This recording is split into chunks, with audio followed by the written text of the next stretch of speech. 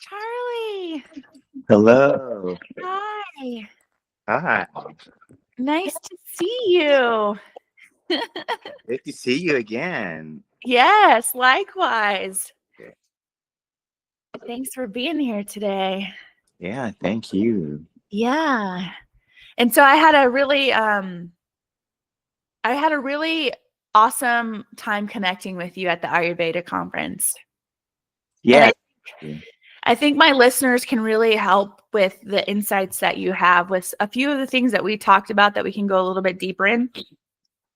I'm recovering from like a little something, and we can talk about that too. Because I'm like, if thoughts make us sick, then what's going on with my thoughts right now, right? Because there was like a little cold I had from last week.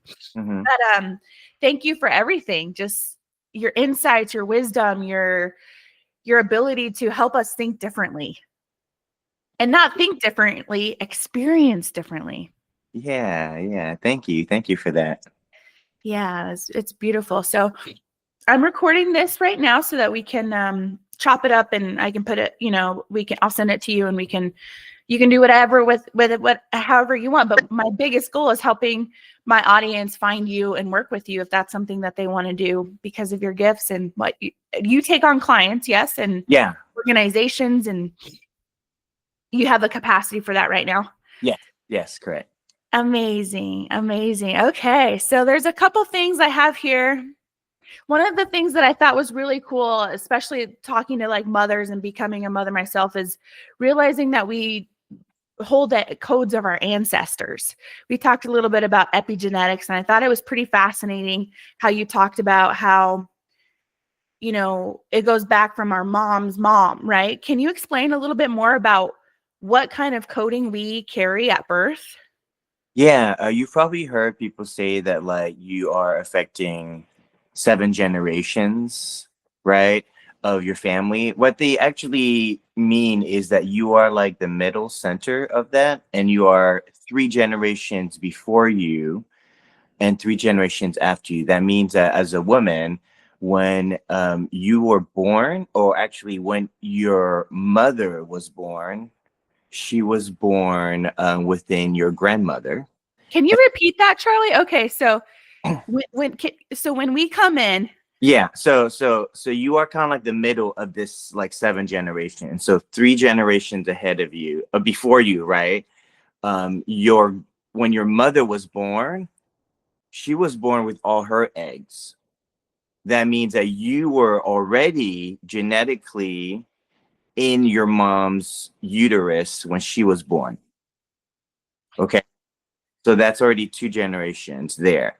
Plus the grandma that's having your mother, whatever she's experiencing during that time, trauma or joy or healing, she's passing that on to your mother, who's also experiencing it and passing it on to you.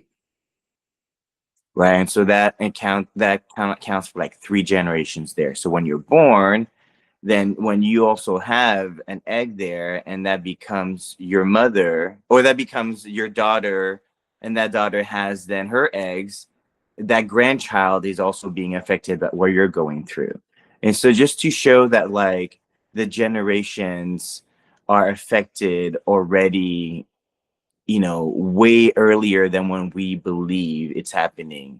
So it's a very important kind of way to understand that the mother carries a lot of ancestral energy, right? Because we are talking about now quantum mechanics, so their quantum entanglement already happened at the grandmother and grandchild level.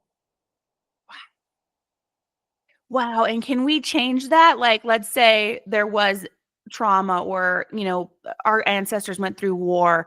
Are we able, through epigenetics, to consciously change our codes?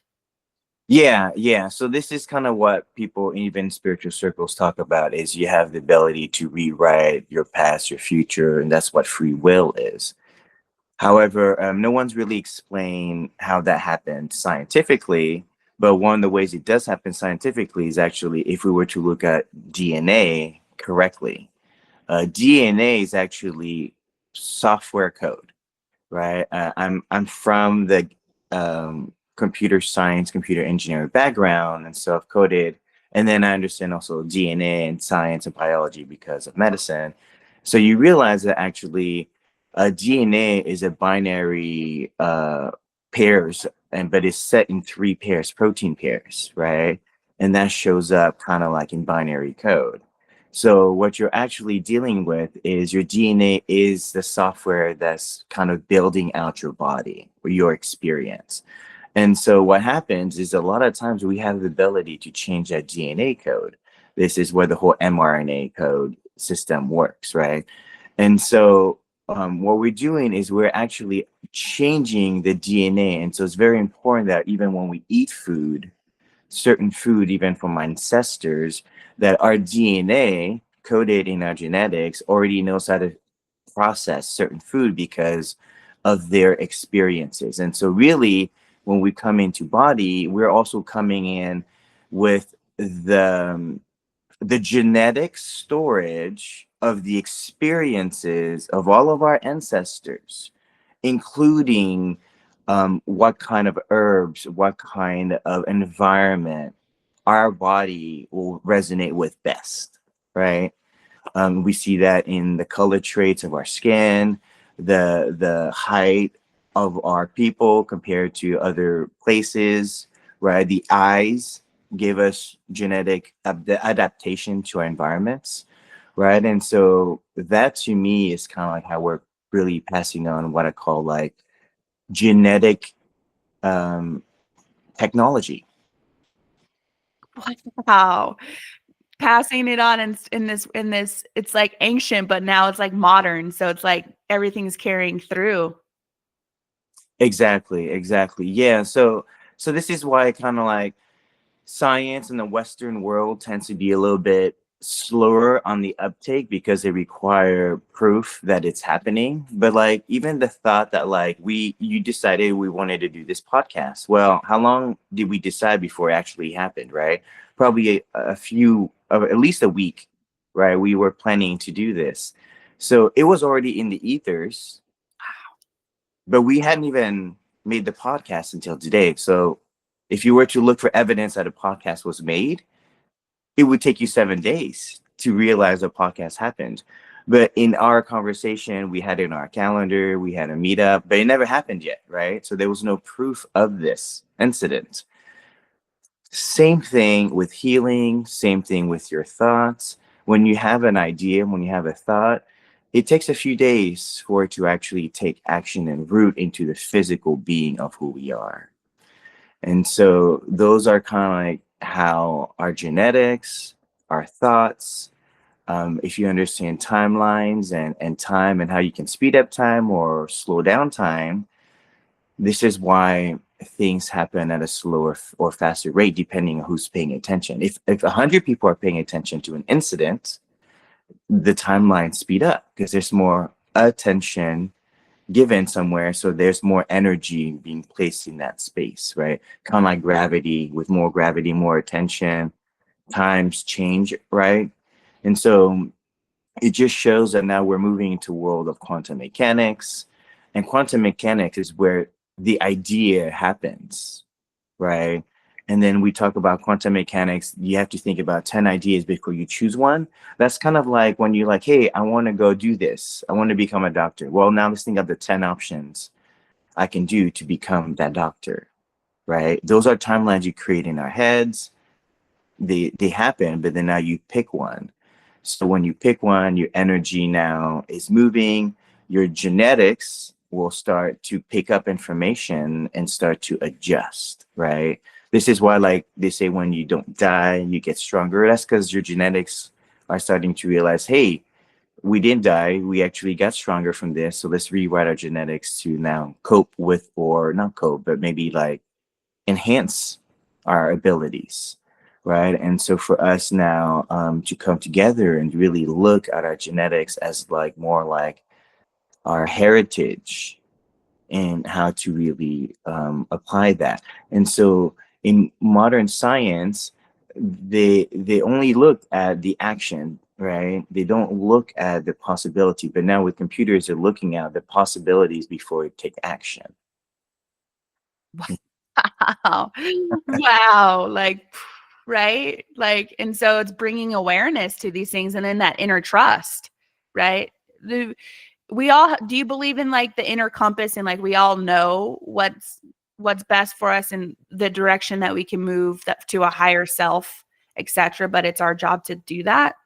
Yeah. It's really kind of where your emotional direction goes, or where you get excited for, what you really like. People call it resonate, right? But what we're talking about is called entrainment. Entrainment is when like you have one vibration and another like two tuning fork. You hit one tuning fork and this one vibrates because it's resonating. It is entraining itself to match you because it's getting excited just like you, Mm. right? And so they come closer. That's the idea of law of attraction. But the one phase of it is called entrainment, where it has to start resonating with you and then it comes closer. So when we think about in our heads 10 ideas before you become like a doctor, right? Or you get to that career you want to choose, you have to find that one that you're like, okay, 10 ideas, 5 of them suck. I don't want to do them. 3 of them I really resonate with, right? So like almost like the vibration of the thoughts start to vibrate and now you're attracting it to you. You'll take steps to make it happen. Some people get insights. Some people will see the world, they'll go, oh, I really need this chair. I really need to talk to this man. This man is hurting. Maybe I'll learn something because I'm trying to be a doctor. Wow, learning something about this man made me realize why I'm learning medicine much more quickly than if I didn't look and talk to this man, right?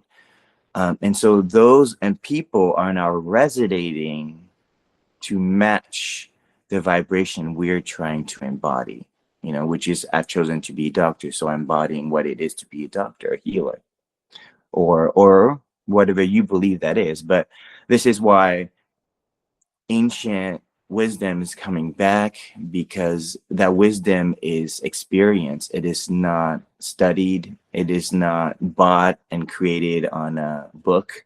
It is people who are experiencing physically and are reacting or responding to stimuli, a situation based on their own genetic experience. And so now I think what we're experiencing is like body and cultural wisdom and technology actually expressing itself more, because there's a lack of culture, there's a lack of um, native wisdom happening in today's medicine, because we're running into having to rethink what is a man and woman, where it's like fundamental to who we are. And so now you can see why like there's a lot of confusion in the simple things, because instead of making the simple things more complex, we're trying to make the simple things very complex and Mm. breaking logic for us and breaking what makes sense. Wow. Wow. But what you're saying is like we can put intention behind that and then things happen, right? Like intention meaning we can think what we want, and then with that you're saying with the back to like the vibrations, like that certainty or that choosing a thing or deciding on a thing brings it to you, because there's so many options, like you said, out there in the world. There's so many different Path to, paths. yeah, to what you're trying to do accomplish. Yes, correct. Mhm. And so it takes decision and stepping forward towards that decision. Do you believe in like taking action towards things and that brings more clarity, or do you believe in like having that clarity before you take the action? It's kind of like, do you need to breathe in or breathe out to breathe? It, Mhm. Same thing. This is what in our own culture, Taoist culture, yin yang, but even in the Western culture, Venus and Mars, right? There's a place where we surrender and let it happen, and there's a place where like, no, we should take action, because in our taking action, we're telling the universe we want more of this, right? So there's power in the when you don't choose, you have all options available to you. Very powerful, right? That means that all timelines available to you, you're like the most potential. But when you take action, you start to lose the power of everything. So you can choose to have the power of one thing, right? Choosing to take a path. In that path, you become unique in your expression of, ironically, the greater divine self, right? So the creator, the one creator we believe, or God, as in many culture calls it, is expressing itself in many ways. And so we're just one of those, like the fractals, and we look at one petal of that fractal. So we are one soul of the fractal of this creator, right? So you are a version that experiencing it more from a female perspective versus from me from a male perspective. And so we're sharing wisdom, sharing knowledge, and that's how we as consciousness, as the one infinite creator, is constantly experiencing itself through people choosing, right? But in the not choosing, you get to also be everything, right? And you see it in science. It's called potential energy, right? When you like lift something up really high, you know that it has the energy to drop, right? That's creating potential energy. So, that's kind of how even making decisions, using energy, is all science, just in a different lens. Wow. That is so cool. That is so cool. Wow, thanks, Dr. Charlie.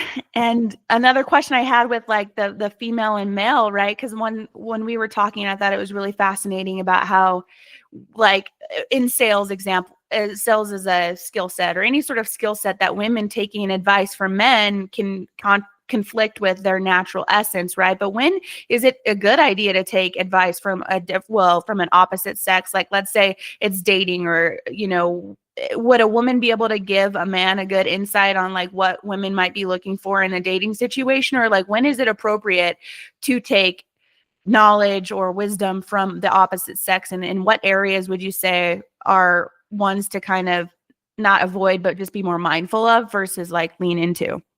Yeah, I would say at least the physical part of the conversation. To be honest, and I think we as doctors have to be a little bit more honest about this conversation. Is you cannot turn a man into a woman and a woman into a man physically. It's not possible. It's not built for that.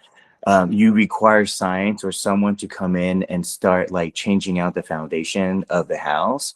And we're doing it right before puberty. It's so dangerous. We should not be touching that part of the system. This is energy in flow. And for us to come in to act like gods is actually very hurtful.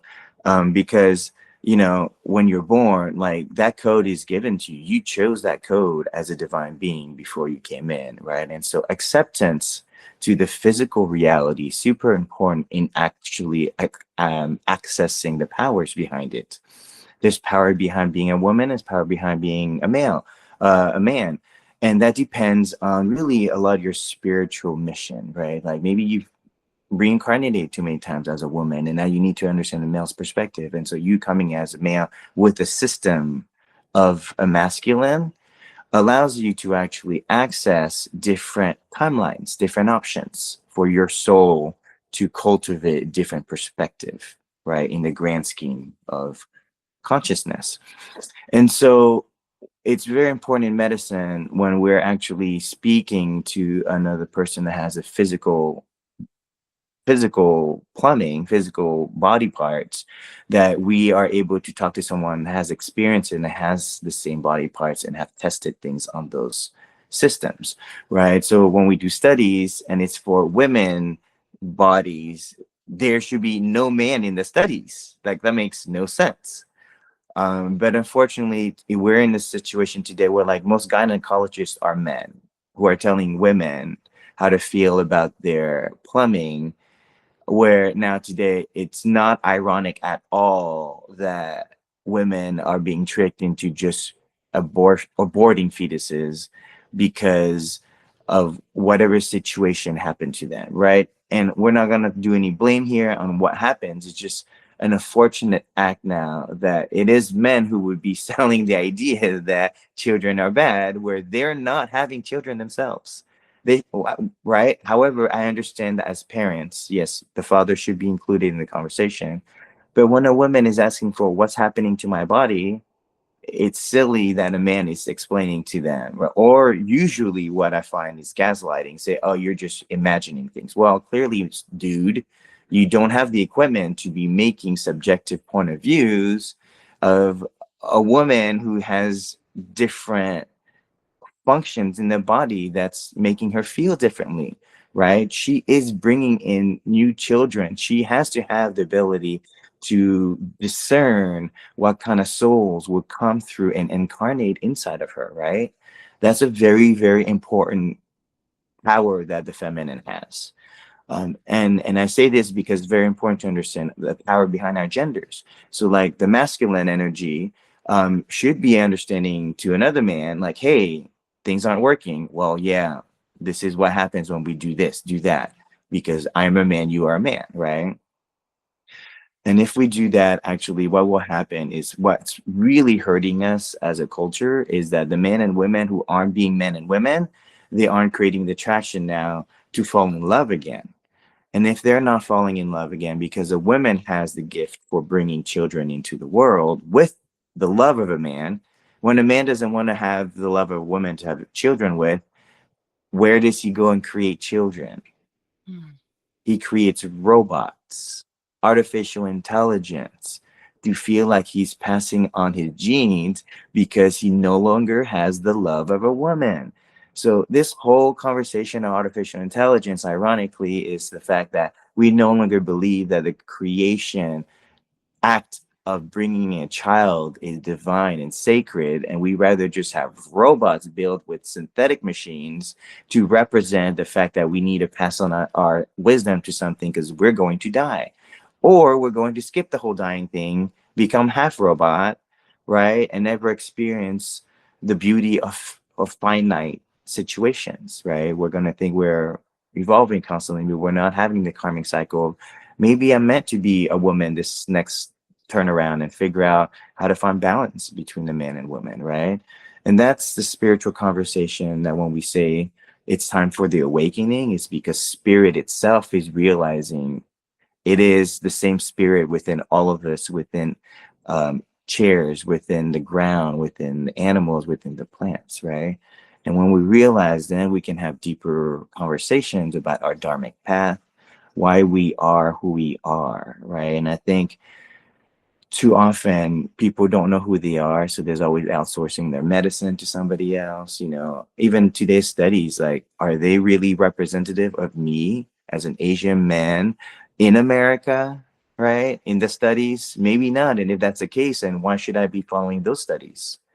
That's the deeper conversation we all should be having as we become much more in tune with each other's cultures, living together with each other's culture, and realizing our cultures have been telling us that we are the same inside, and we're just trying to find our connection together so that we can live in harmony and teach each other the same wisdom that our ancestors have been trying to pass on in our genetics.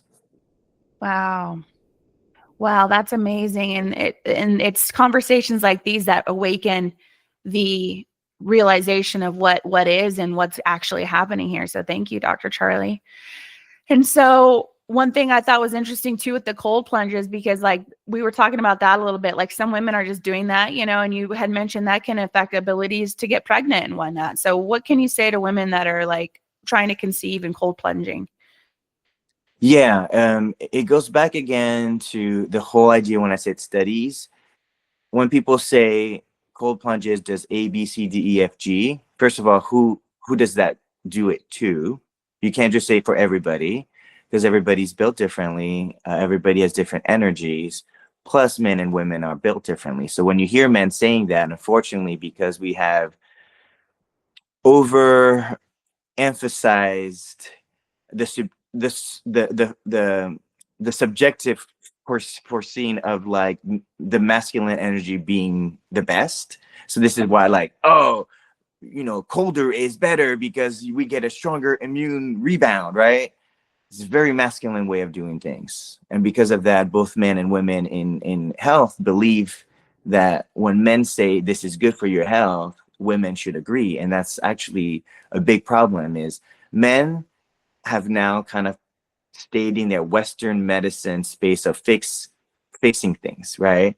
But the feminine left, went to the spa culture, went to the wellness culture, and created regenerative medicines where you spend time to just relax in a sauna, releasing toxins, in a hot bath, in a massage, releasing emotional trauma and toxins so that you can have a much more quality of life.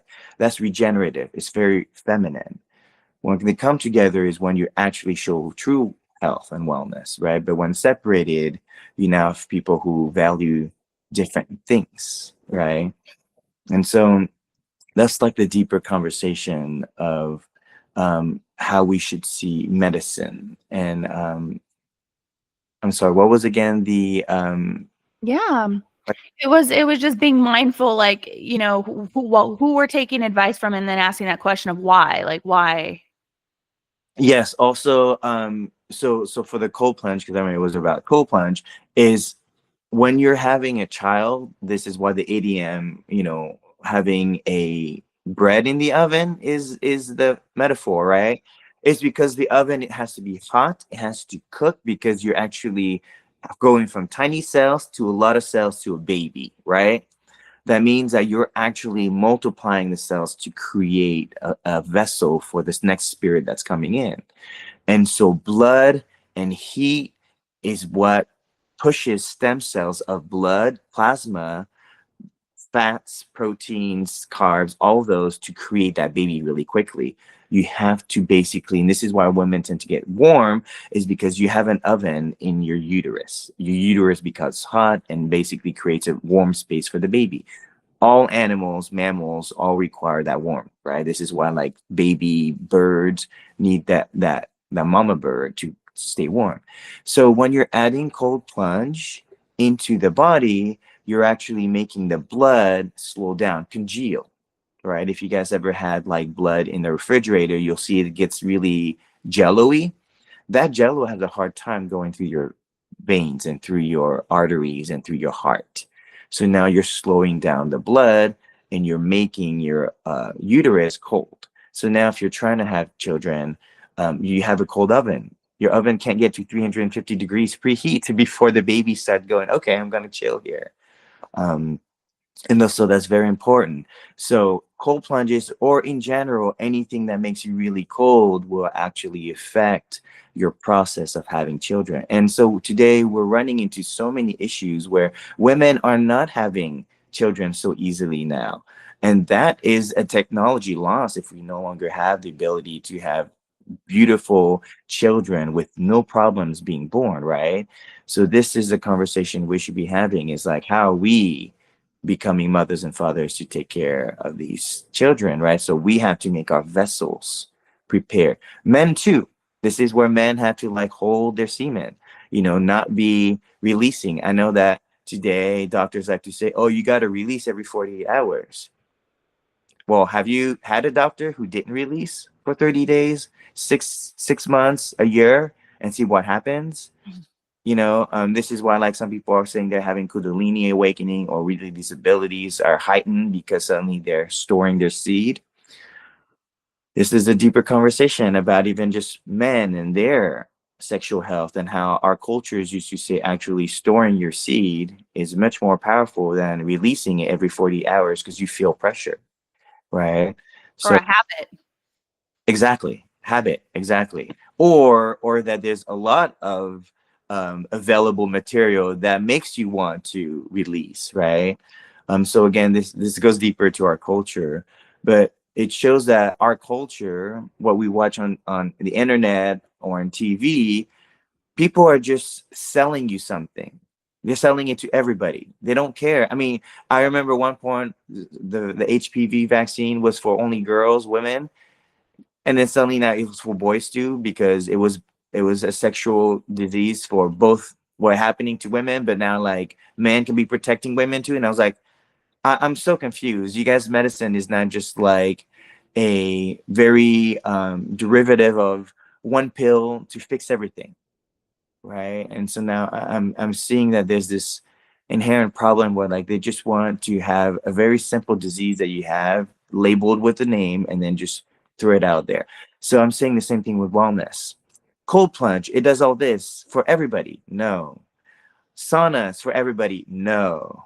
You know, certain things are more required for certain people. So I do astrology, which is using elemental affinity for people's physical constitution, right? So I noticed if people have a watery body compared to a fiery body, I will ask the watery body to actually do more like water baths. So like less showers. Showers are good, but like daily bath is so good for watery element because they're just picking up people's emotions constantly. Versus like for fire body, I would say, hey, make sure you go do something physical, but then you go and eat all these fluid rebuilding foods because with fire signs, we get really hot, sweaty very quickly because we're very active. But if you don't replenish the fluids, the fuel, you're going to run out of fire, right? And so it's giving them foods or physical activities that support their ideal. So fire signs, if they end up not moving a lot, what happens is their pores, their lymphatic becomes clogged and they get sick. And so usually by making them hit in a sauna, the pores open, the lymphatic releases, suddenly they feel like their fire is lighter and now they're like, I can move around now, right? Because they were getting heavy with lymphatic fluid drainage, right? Because for them, when they get hot, they release the lymphatic move and they feel more, you know, more movement because fire is all about movement. So you can see that, you know, I wouldn't ask a fire sign to go and say, hey, sit down quietly over in that corner by yourself and don't do anything. That's the worst advice you tell a fire sign, right? Because the first thing they want to do is get up and move around. And for them to have to sit there quietly, I would say that's not a good meditative state for them to practice meditation. I'd say actually movement meditation, right? Do a chore for an hour and only think about that chore. And what will happen? They go, Dr. Charlie, all I get is inspiration. Good. Then you're accessing your divine intelligence because your brain, your prefrontal cortex, is too busy managing your movement that it doesn't have time to think, overthink the spirit, and the spirit kind of like clicks in and starts speaking to us. Versus like water signs or air signs, sometimes they need to learn to like quiet and listen to really the spirit, not the wind itself, right? Water signs tend to pick up other people's emotions, but like in a floating tank with no one around, they would actually be so clear with their energy that they could pick up and hear their divine thoughts, right? If they close their eyes, close their ears, and just listen to the beat within, to the heart vibration, they would be listening to their divine wisdom, to their divine intelligence. And that's kind of the deeper practices of medicine that we, in general, native culture practice is just teach yourself to go back to homeostasis. Your body will regenerate. You will pick your dharmic path. The only option that makes sense in your body, right? Not in your head. And usually that's also what we say, surrender to the flow, surrender to who you are. So you're not fighting with yourself and using up energy and creating stress and tension. Mm. And what about grounded signs or earth signs?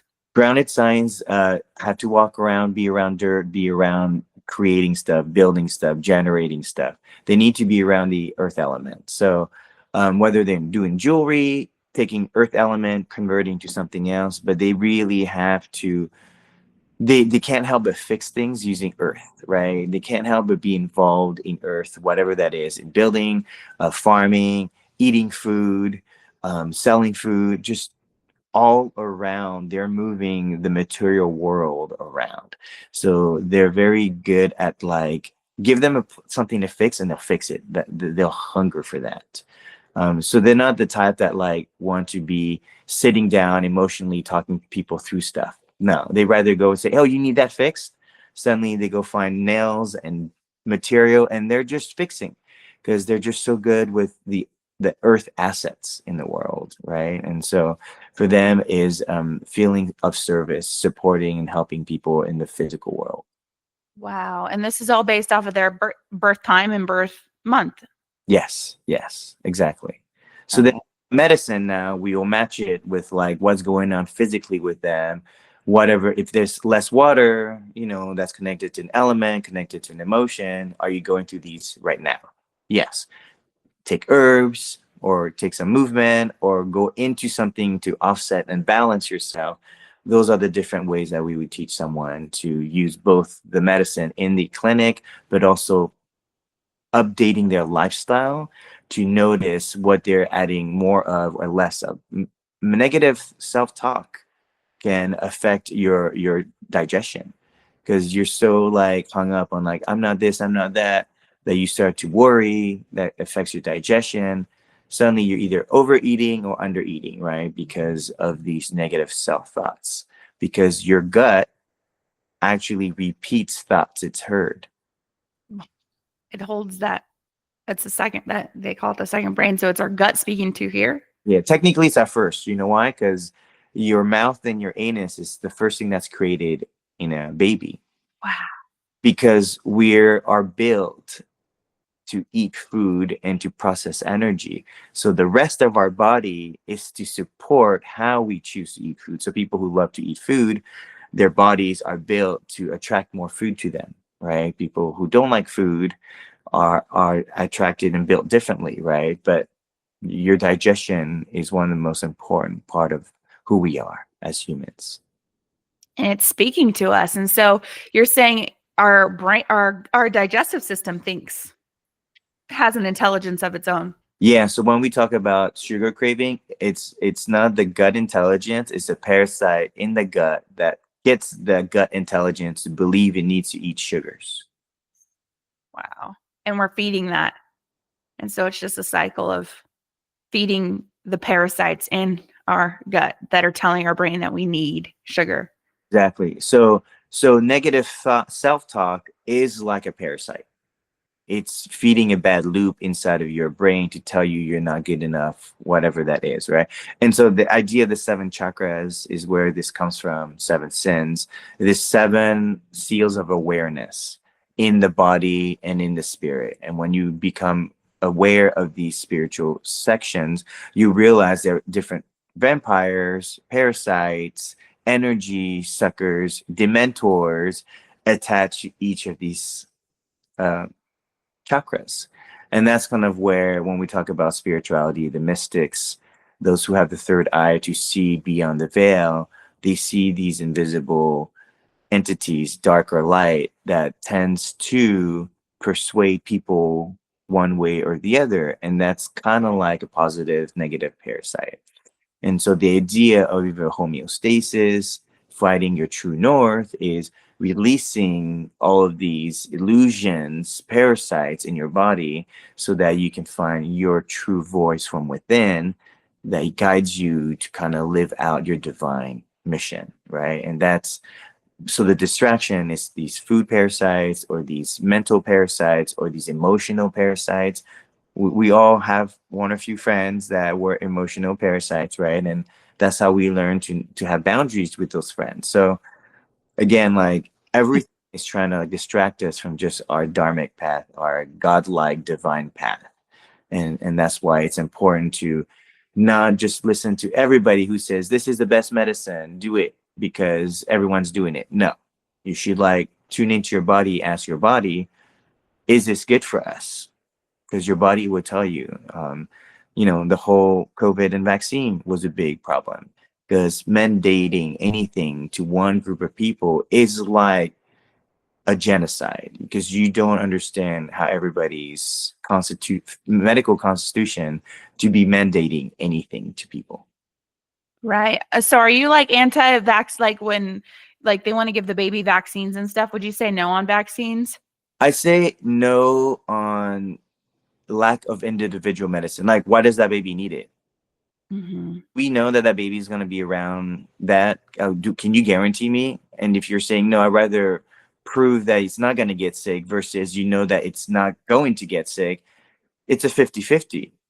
It's a 50-50 gamble that you could choose to say someone might get sick, right?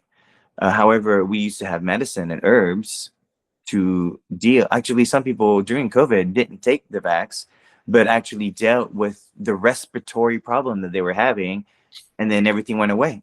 You know, they were just focusing on the root of the problem, none of the made up names that we like to come up with every season for basically the weather attacking us because it's freezing outside, and you got to be a little bit of a dummy to not realize that the cold outside is affecting us inside. And this is where like Western medicine fights and debates with people about the fact that the environment doesn't make you sick. Are you blind? And that's funny because Nordic people wear t-shirts and shirts when it's freezing outside, and every colored person is probably wearing 2 coats because it's freezing, but we're the first one out in the sun not getting burnt, right? Where you are seeing people who are light skinned getting fried and torched.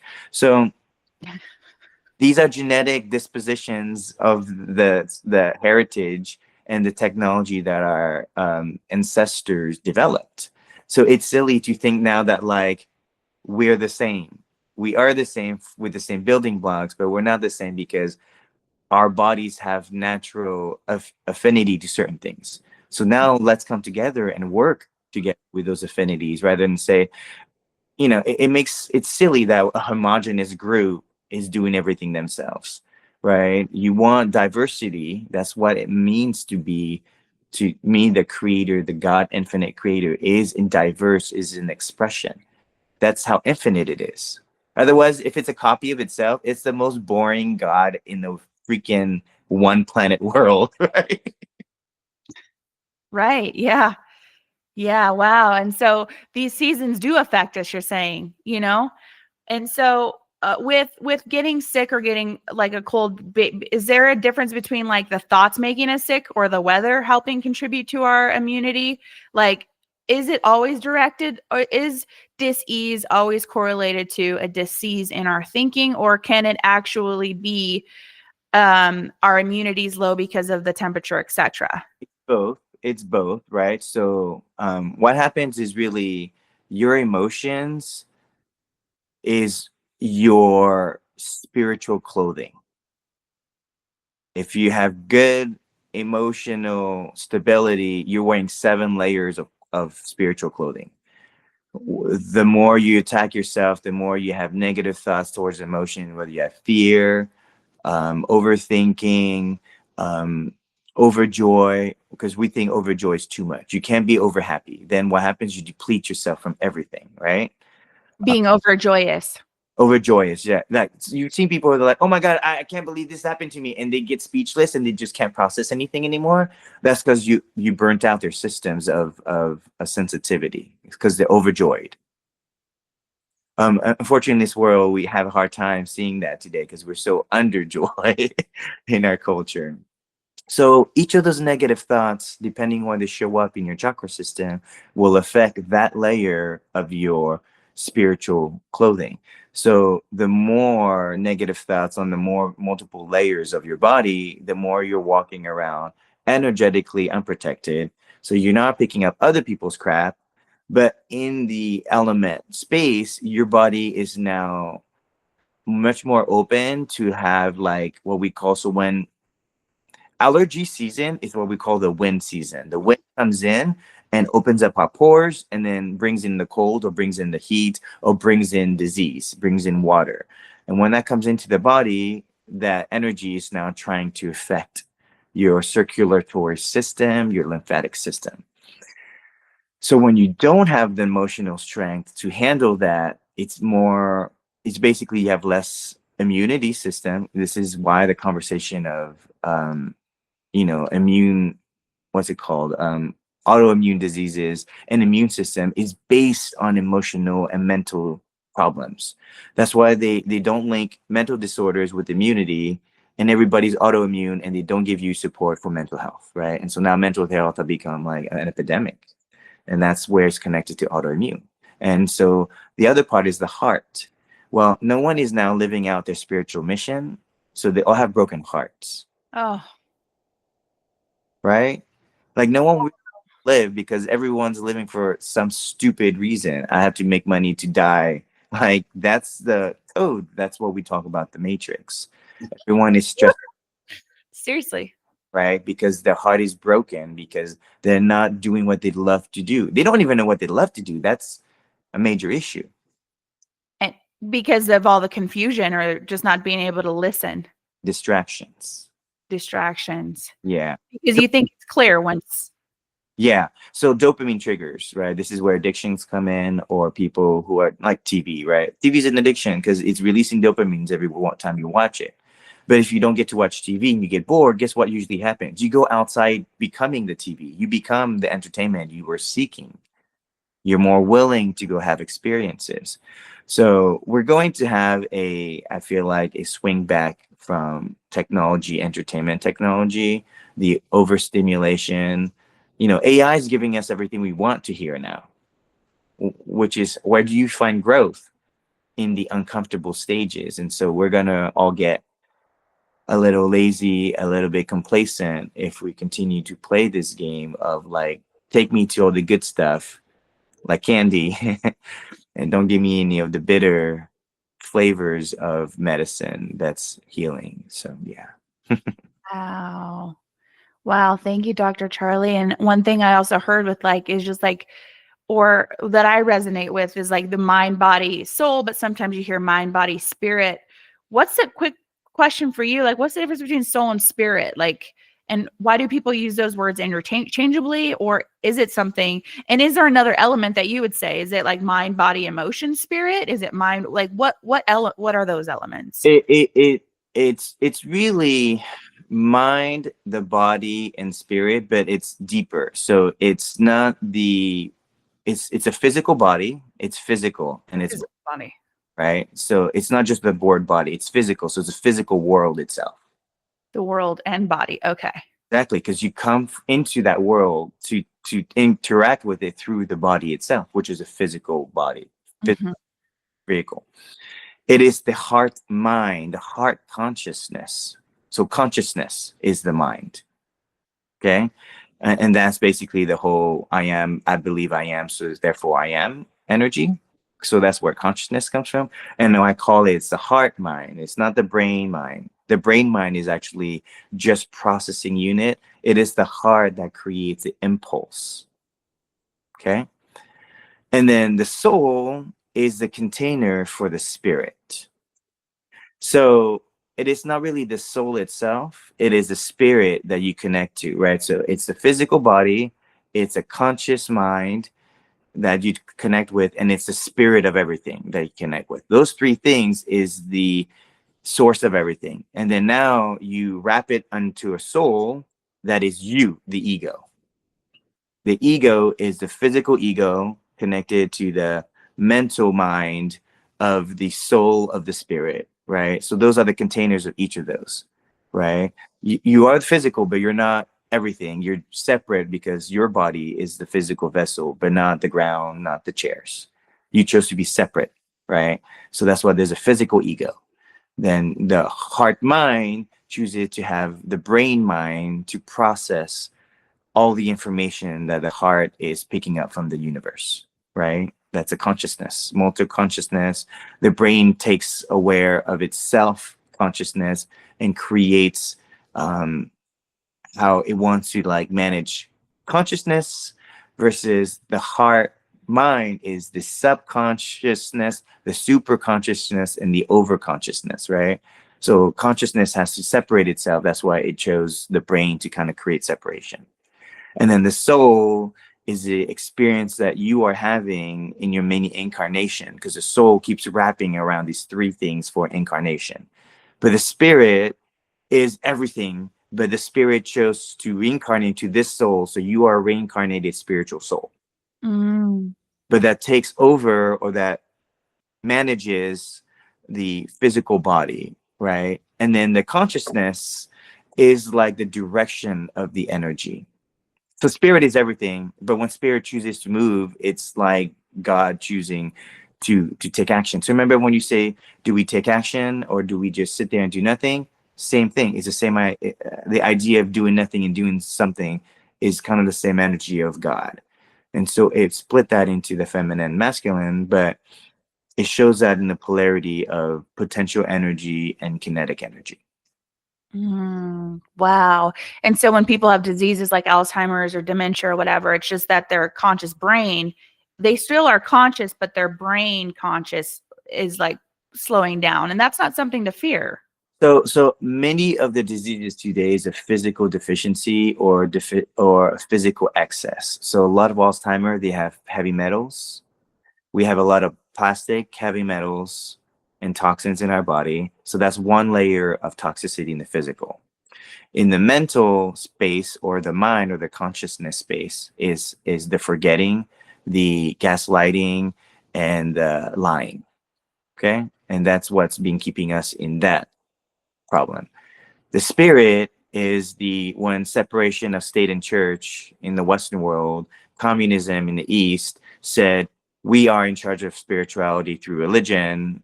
All your spirituality is now null and void. Those are the three ways that our reality has been captured, and why we live in a dis-ease world, because our three aspects have been turned off. So now we're constantly running into deficiency diseases, which is we're not living our best life. We're not nourishing our body with food. We're not nourishing our thoughts with good, positive ideas. And then we aren't connected to ourself, our spirit, and to each other. So that's how they like make it harder for us to like care about each other and support each other and actually help each other. Because in helping each other, we're actually helping divine energies within each other, right? And that's how it activates. It activates in a group setting, not in singular setting, right? So that's kind of why diseases in general happen. And then finally, like spirit, mind, and so each of these will show up as a disease. Like mental disorders, schizophrenic, is because people are seeing spirits, but we turn it into disease and we put them away. But if we let them loose and then them talk to people who are having um difficult times letting go of their parents who passed away, they need someone to say, hey, your mom is there and she's telling you blah blah blah blah blah, your dad blah blah blah blah blah, and they heal, and then boom, the energy dissipates. The energy is trying to build because it needs people who have these gifts to show up to clear energy. And when people are not doing the dharmic path, their astrology, the divine path, then we're not helping each other to heal, we're not helping each other to live, and we're not helping each other to learn and gain wisdom as a mind body spirit complex. So all diseases is really, I find, like something within your life that you had trauma with that caused you to attract an experience that will lock your gifts. So they're all spiritually connected, mentally connected, and physically connected. But when it gets to the physical, that's because the other two have now locked itself, that you only have that symptom or that problem being attracted to you. So like attracting heavy metals, you probably had a disconnection with source. You probably like, oh, I don't believe in God anymore, blah, blah, blah. You attracted experiences, you start eating more things or seeing more heavy metals in your diet or in your food. Suddenly now you have heavy metals in your head because you now wanted to lock access to the divine gifts. Heavy metal shows up like if you became a cyborg, you'd be metal, half organic, which means you would have to create your own access to the divine, because the divine will be locked from you because it no longer accesses to the organic matter. And you only access it through synthetic matter. So organic matter gives you that liquid fascia spiritual conductivity that allows more spiritual energy to be in our bodies. So I found that it's through the fascia layer that gets the spirit to go into the body more. So the more fascia is locked up, the more you have like the stagnation in your body, the less spirit can feel comfortable in your body. And so you feel less spiritual because the spirit is not able to like a glove go inside of it's like a glove that has like holes and like is hard. And so you can't be very pliable. But the more you like moisturize it, and make it move, the more the hand can move inside the glove. So that's what spirit is trying to do. It's trying to move us. That's why people like esoteric dancing. It's spirit that's moving, but the body is just reflecting what the spirit is trying to move, right?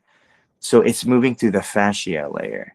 These are in Chinese medicine, in Ayurveda, we talk about these vortexes of energy depending on the meridians in the body that reflect the connection to the fascia and the spirit. So like all this has been hidden from us. That's why we don't believe or see evidence of literally spirit in the body. Because it's been hidden. Yeah. And it's not normalized. Not normalized, but like it's not even I mean, it's not talked about. It's ridiculed. Yeah, it's ridiculed. Or you send it to the church. You go, oh, that's paranormal stuff. We send it to the church. Let the church deal with it. Science doesn't touch it. Yeah, science touches all the time. They made up quantum mechanics. They've been able to record ghosts on tapes. So there is this spiritual, what I call light energy, where there's photon consciousness being stuck in dimensions like ghosts. And so we see them come in and out, but they're stuck in a dimension because they're stuck in trauma. Mm. Mm. Like how when we get stuck in trauma, we're repeating a trauma in our head. And so we can't grow from that, right? Ghosts are the same thing. It's an apparition that experienced so much trauma that the ghost of the being is still stuck in a dimension outside of the now dimension, the dimension we all live in, which is the physical now dimension. That's why you get, when you go into a haunted house, these dimensions that kind of overlap in and out. So when people get like more sad, miserable, they're attracting that dimension. When they're happy, they're deflecting that dimension. Right? And so is there 4 dimensions or 5 dimensions? There's 12 and up. So Okay. live in what we believe a 3D, 4D dimension because we're only becoming aware of time and space. Doesn't have to be linear. Okay, so we're 4D, 5D. Yeah, that's what we believe we're playing into. Most people do not have the mind-body complex to fully understand beyond that. Right. And What was that? we're talking about dimensions in this case. Yeah. Dimensions, because dimensions, yes, dimensions. But but there is a way, like, do you believe that people can access those other dimensions? Yeah, for sure. Yeah. This is what we talk about the pineal gland being the eye that has no sight, only frequency, right? It doesn't have an eye to go look outside. It only literally is looking up in the heavens. The pineal gland's an eye, actually. It's an eyeball. That's why it looks like a raisin because we're not using it. But actually, it's the third actual eyeball. It's a round ball that sits in the middle of between the head and the bottom of our face. And it's literally just looking up into nothingness, but into everything because it actually has light cones, but it's seeing the light beyond the visual spectrum. So the purple light and the red light, infrared and gamma, it's seeing those. It doesn't see the visible spectrum, the 10% of what we see in light spectrums. Wow. And that's a whole nother conversation, getting into how to access that. Do you believe in like ayahuasca and, plant medicines, etc.? Do you think that's tampering with Plant medicine are there for the shamans that haven't awakened. So it's calling out for the shamans to come out again, right? And that's just for those who are prepared to do the spiritual work. Not everybody's meant to do plant medicine. This is why even in your astrology, like for me, I did it because I'm an earth sign. And so plant is very important to me. Earth is very important to me. I heal from earth and I heal from fire. Those are like my 2 elements in my chart. And so people who like naturally like air signs or water signs, I wouldn't say to take plant medicine. They're already leaving their bodies. They don't need to be sent 1,000 dimensions over. They just need to go through meditation and they'll get out of the body instantly. Those people tend to be the remote viewers that are like, Charlie, I couldn't like sit in my body still. So I just practice getting out of my body. Good. But for me, like I can't get out of my body easily because I'm so grounded that I stick to this reality, which is a gift, right? But if I want to do all the crazy things people are doing, I have to use extra earth bonuses like plant medicine to allow me to kind of relax my body enough for my soul to kind of leave my body, right? That's That's for everybody. So that's what I'm saying again. Like, no medicine is right or wrong. Every medicine is only right for you at a certain time. Like, I wouldn't necessarily jump into ayahuasca right now because I'm not being called by her. She and I talked a long time ago, and she still trusts that I'm doing the work that I'm doing because we talked. But like, when I'm done with my work, she'll be like, okay, time to come home and let's go to the next step. Maybe, maybe not. But again, like, I'm not telling anybody not to do it or to do it. Again, just like cold plunges, look within. Look within. Your heart will tell you, your body will tell you, and you'll be, the synchronicity will make it so that it's impossible. I'm not gonna say impossible to say no, but your soul, we know that no, I'm meant to be there, and you are unapologetic for it. No one should tell you you shouldn't be doing anything because that's again your own divine wisdom. Yes, there's ego that gets involved sometimes, but that's your lesson, our lesson to learn. When is it ego and when is it spirit or soul? So that's again our own personal journeys, and I don't believe in telling anyone how to live that one because I'm just picking up karma and I don't need to pick up extra people's karma. Yeah, exactly. But you're there to help and you're there to guide. And so how can the listeners find you, Dr. Charlie, to do work with you in these areas? Yeah, so you can email me at Dr. Charlie Trin, TRINH, at gmail.com. I'm also, you can find me on Instagram. I'm under Cosmic Trinity. So you can kind of add that into your chat. But yeah, and you can find me also on Facebook and LinkedIn. But really, emailing me will kind of, reach out to me. I also have my own channel, my own podcast, where I talk about self-healing being really the only healing that you need, because really, when we are all healing ourselves, we no longer need healthcare, right? Because we all are good healers and we can help each other out. So that's so if you search for Dr. Charlie Tran on YouTube, you can also find me there. Awesome. Well, thank you, Dr. Charlie. Today was great. Thank you. Thank you for the great questions and for allowing me to speak to your audience. Absolutely. All right. Bye. Bye. Let's see here. And I think, oh my goodness. I think, well, the good news is I have two cameras going. So the one on my computer didn't work, but the other camera that I have going here did work. So we Oh, got an hour of content on my actual phone. So yeah, there's a glitch looks like there was a glitch on the actual computer that we're talking on, but I was able to record everything here. So we have okay. an hour of recording. Well, So, yeah. so What's I, the, that's why I always do two backups okay, because sometimes there's glitches. yeah. So you didn't record me on the camera, you recorded on the phone? Uh-huh.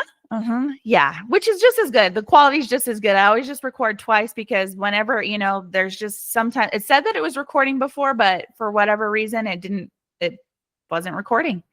So we have another form that Right. Okay. Okay. Cool. the whole hour was captured.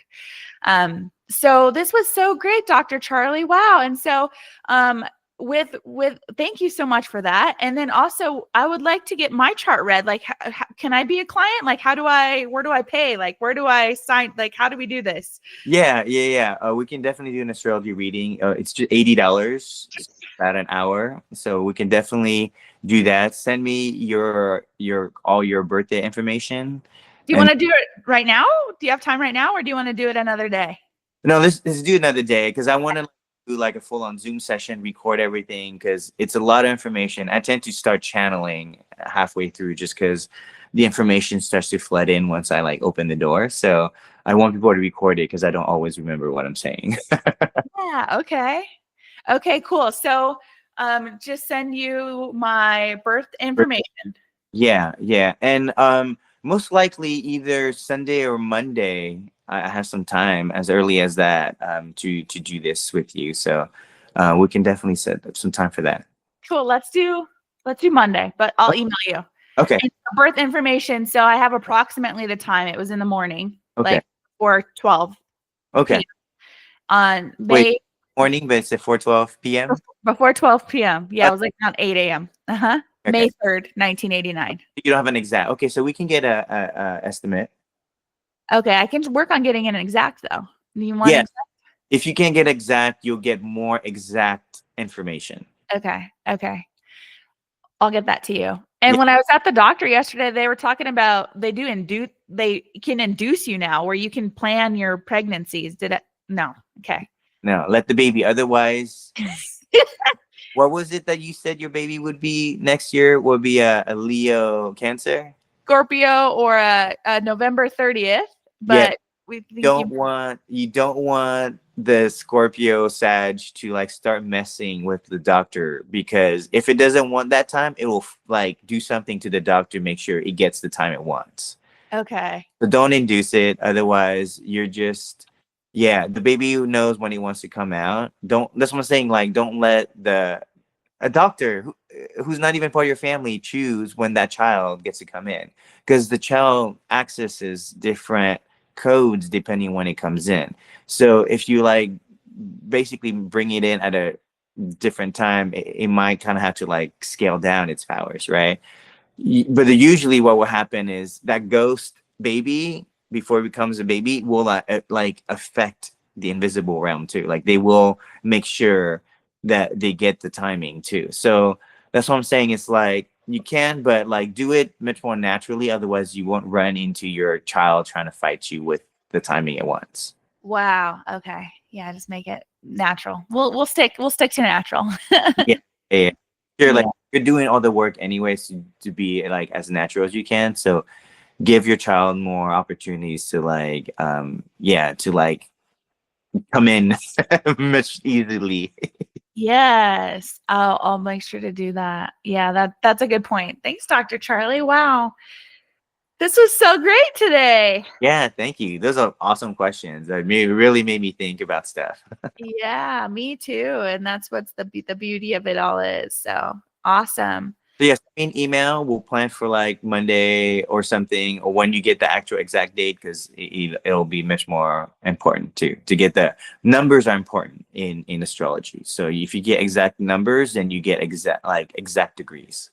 Exact numbers and exact degrees. Okay. Yeah, I'll work on that today. I'll see if I can.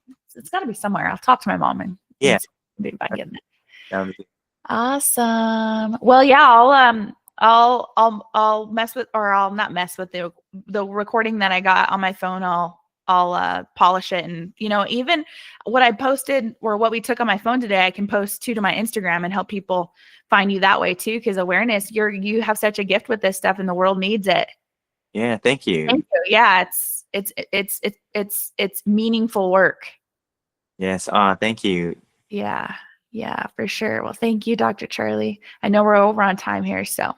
Yeah, sounds good. See you soon, okay? Okay. Bye.